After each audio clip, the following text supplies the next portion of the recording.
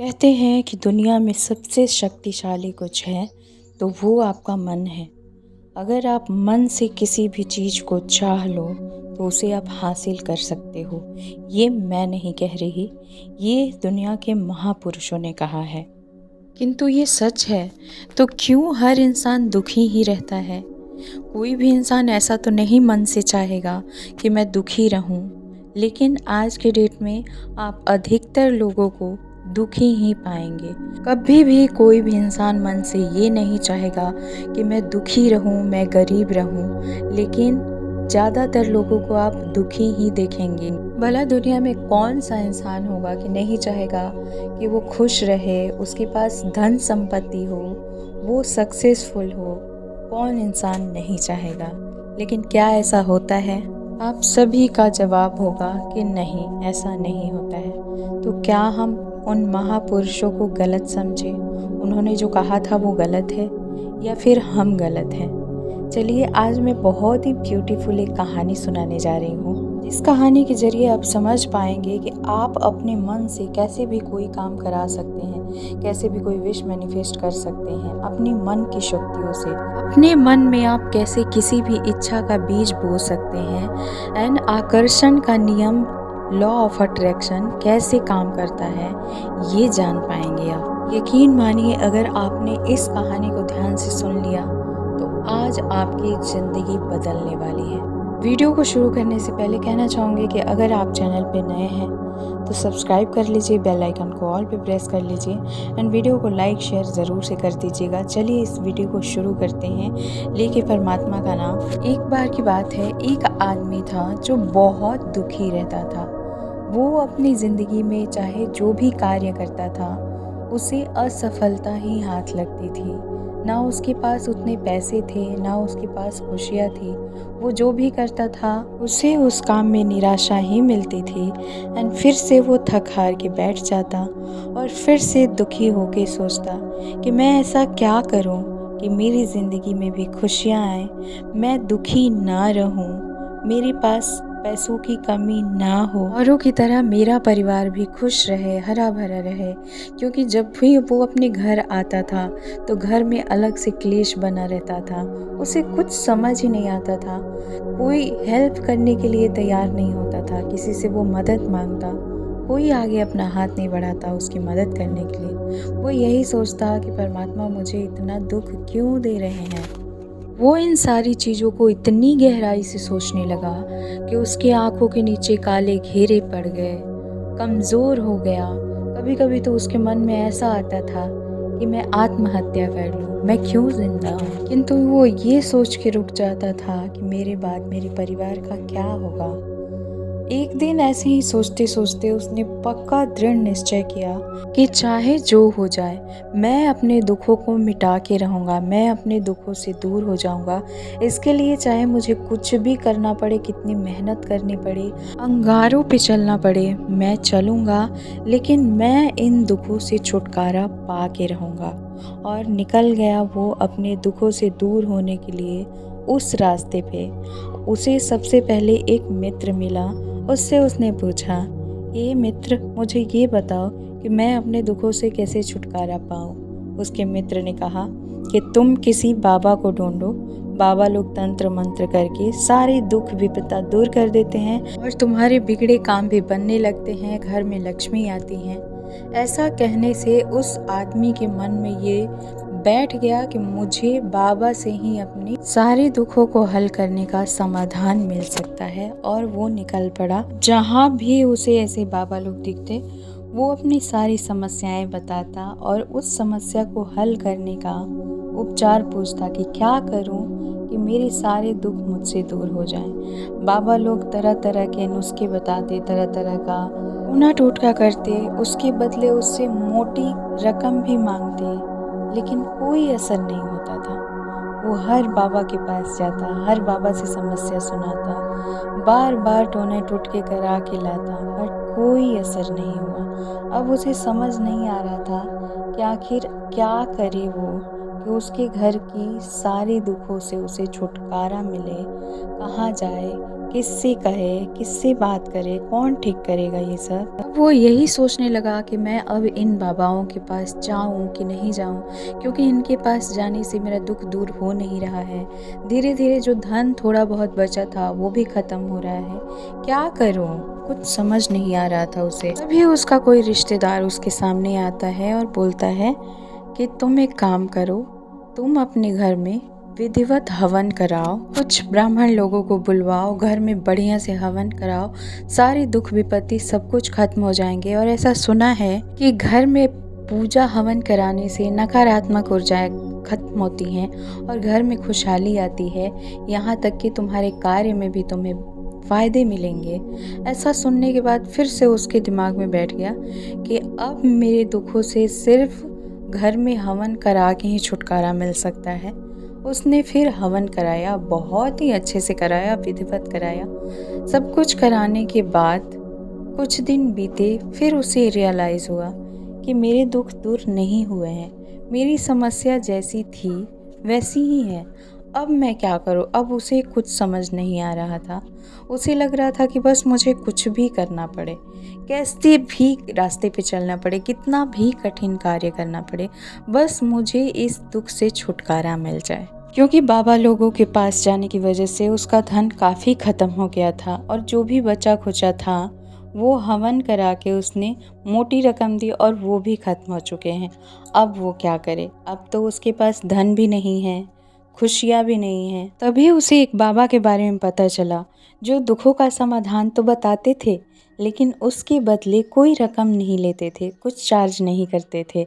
उसे लगा कि ये बाकी बाबाओं की तरह नहीं होंगे, ये ज़रूर अच्छे होंगे और कुछ अच्छा ही बताते होंगे, और वो उनके पास जाने के लिए निकल पड़ा। अब उसके मन में बैठ गया था कि ये बाबा तो पक्का मुझे मेरे दुखों से छुटकारा दिलाएंगे, और वो चला गया उस बाबा के पास। जाने के बाद वो देखता है कि जो बाबा हैं वो तो ध्यान में बैठे हुए हैं, अब वो उनसे कैसे बात करे। तो बस वो बैठ के इंतज़ार करने लगा कि जब बाबा अपने ध्यान से बाहर आएंगे तब मैं उनसे अपने दुखों का समाधान पूछूंगा और अब मैं अपने दुखों से छुटकारा पा जाऊंगा। इंतज़ार करते करते करते करते काफ़ी समय बीत गया। तब बाबा ने अपने ध्यान से बाहर आके पूछा कि बोलो, तुम्हारी क्या समस्या है? क्योंकि उन्होंने देख लिया था कि उसके चेहरे पे काले निशान पड़ गए हैं सोचने की वजह से, तो उन्हें अंदाज़ा लग गया था कि इसके दुख कितने बड़े हो सकते हैं। बाबा के पूछने के बाद उसने सारी आप बीती बताई जो उसके साथ पहले घटित हो चुके थे, जैसे साधु संतों से मिलना, हवन कराना, ये सब कुछ टूने टोटके सबके बारे में बताया। लेकिन उसने आखिरी में यही बताया कि बाबा, इतना सब कुछ कराने के बाद भी मुझे मेरे दुखों से छुटकारा नहीं मिला है और आप कृपा करके इसका समाधान बताएं। तब बाबा ने हंस के कहा कि ठीक है, मैं बताऊंगा, लेकिन क्या तुम मुझे उसके बदले कुछ देना चाहोगे? तो उसे लगा कि अरे, ये भी दक्षिणा मांगने लगे, मतलब ये भी पैसे ले रहे हैं। तो उसने सोचा कि अब मेरे पास तो कोई रास्ता भी नहीं है। कुछ सोच के फिर कहा कि हाँ ठीक है, आप जो मांगेंगे मैं दूंगा, किंतु पहले आप मुझे मेरे दुखों से छुटकारा दिलाएंगे, ऐसा वादा कीजिए, और जैसे ही मुझे मेरे दुखों से छुटकारा मिलेगा मैं आपको आपकी रकम दे दूंगा, जितना भी आपको दक्षिणा चाहिए। तब बाबा ने हंस के कहा कि मुझे तुम्हारे पैसे नहीं चाहिए, पैसे तो बहुत छोटी चीज़ है, मुझे तुमसे बहुत बड़ा कुछ चाहिए, क्या तुम दे पाओगे?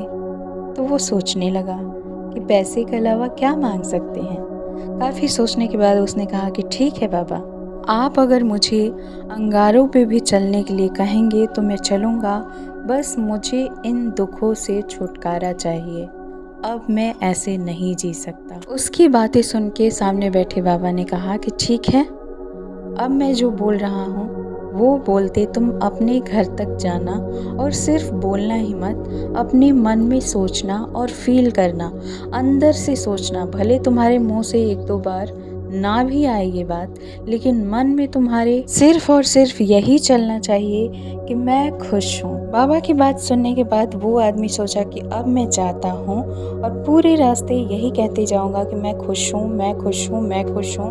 तभी बाबा ने रोका और कहा कि रुको, मेरी एक बात सुनते जाओ, ये इतना आसान नहीं है जितना कि तुम समझ रहे हो। तभी उसने कहा कि नहीं बाबा, मैं तो पहले भी बहुत कुछ कर चुका हूँ, उसके मुकाबले ये तो कुछ नहीं है, ये तो सिर्फ बोलना है कि मैं खुश हूँ, इससे ज़्यादा कुछ नहीं करना है। बाबा ने कहा कि हाँ, बिल्कुल ऐसा ही बोलना है, लेकिन ये इतना आसान भी नहीं है। तुम्हें एक चीज़ का ध्यान रखना होगा कि तुम जब रास्ते में ये बोलते जाओगे कि मैं खुश हूँ, मैं खुश हूँ, मैं खुश हूँ, तुम्हें बंदर के बारे में नहीं सोचना है। तब उसने मुस्कुरा के कहा कि मैं तो कभी बंदर के बारे में सोचता ही नहीं हूँ, कभी जिक्र ही नहीं किया मैंने। उन्होंने कहा कि हाँ, नहीं किया, लेकिन फिर भी तुम बंदर के बारे में मत सोचना, सिर्फ यही सोचना कि तुम खुश हो, तुम खुश हो, तुम खुश हो। उसने कहा ठीक है। अब वो वहाँ से निकला। 2-3 बार जैसे ही कहा मैं खुश हूँ, मैं खुश हूँ, तभी उसे बंदर याद आ गया। आगे वो बढ़ता, फिर उसे बंदर याद आता, फिर बंदर याद आता। अब वो जब भी ये बोलने की कोशिश करता कि मैं खुश हूँ, उसे सिर्फ बंदर ही याद आता। इतना ज़्यादा बंदर वर्ड उस पे हावी हो गया कि घर पहुँचते पहुँचते उसने अपनी वाइफ से कहा कि ये बंदरिया, बंदर दे खाने के लिए। उसकी वाइफ ने कहा कि क्या बोल रहे हैं आप? तब उसे याद आया कि अरे ये क्या, मैं क्या कह रहा हूँ? अब बंदर ही बंदर उसके दिमाग में चलने लगा। वो जहाँ देखता बंदर ही दिखता, वो जब भी बोलना चाहता बंदर ही बोलता। कितना भी कोशिश कर रहा था कि मैं बोलूँ मैं खुश हूँ, तो उससे ऐसा हो नहीं पा रहा था। कैसे भी पूरी रात बिताई उसने, और अगले ही दिन वो फिर से बाबा के पास गया और बोला कि बाबा, मेरी समस्या तो और भी बढ़ गई है। आपने जैसा कहा था कि मुझे बोलना है मैं खुश हूँ, मैं खुश हूँ, मैं ऐसा ही बोल रहा था, लेकिन मेरे दिमाग में तो सिर्फ और सिर्फ बंदर ही चल रहा था। यहाँ तक कि मैंने अपनी पत्नी को बंदरिया कह दिया, मैंने खाने में बंदर मांग लिया, और तो और मुझे आपके पीछे भी बंदर दिख रहा है केला खाते हुए। तब बाबा ने हंसते हुए कहा कि ये बंदर तो पहले भी था, तुम मेरे पास पहली बार आए थे तब भी मेरे पास ऐसे ही इस पेड़ पे बहुत सारे बंदर थे, किंतु तब तुम्हारा ध्यान सिर्फ अपने दुखों पे था, इस बंदर पे नहीं था। जब भी मैंने बंदर का जिक्र किया तो तुम्हारा ध्यान तुम्हारे दुखों से हटके इस बंदर पे चला गया, और तुम सिर्फ बंदर का ही ध्यान करने लगे। तुम भूल गए कि तुम यहाँ किस कारण से आए थे। मतलब ये कि हम जब चाहते हैं कि हमें किसी चीज़ से छुटकारा मिल जाए तो वो चीज़ हमारा पीछा करने लगती है। इसलिए हमें जो चीज़ें नहीं चाहिए उसके बारे में हमें कभी सोचना ही नहीं चाहिए, क्योंकि जब भी हम सोचते हैं कि हमें ये चीज़ पसंद नहीं है, हमें ये चीज़ नहीं चाहिए, वो चीज़ हमारे मन में इतनी गहराई से प्रवेश करती है कि हम उसके अलावा किसी और चीज़ के बारे में सोच ही नहीं पाते हैं।